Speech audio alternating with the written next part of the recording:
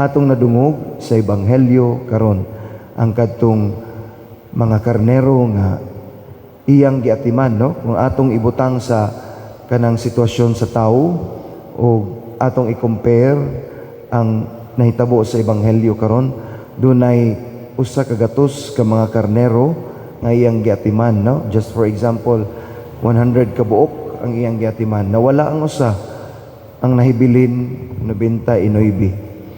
Apan ang usa ka buok iyang yung gipangita. Gibiyaan niya ang 99 og iyang gipangita.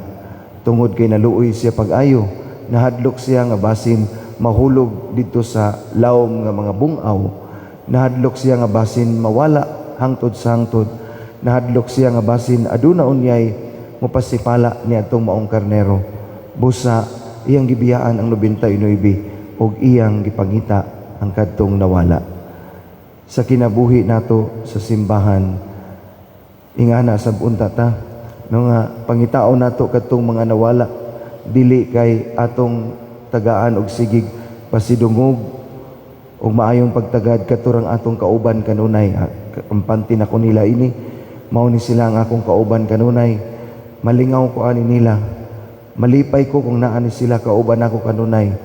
So di na ko mangita og kinsa patoy lain na akong pangitaon, tungod kay kampante na ko nila niini. Apan sa Jesus lahi ang iyang panglantaw sa iyang kinabuhi ug sa iyang pagpabalik kanato ngadto sa gingharian sa atong langit ng Amahan.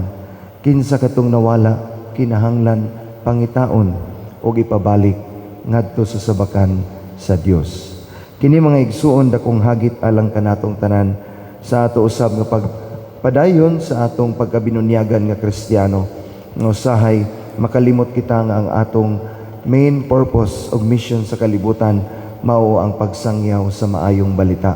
In any form, in whatever way, sa atong pagsangyaw sa maayong balita, pinaagi sa baba, pinaagi sa atong paglihok, pinaagi usab sa atong mga maayong buhat, atong tanghimuon, aron ang atong mga igsuon mahibalik ngadto sa sabakan sa langit ng Amahan.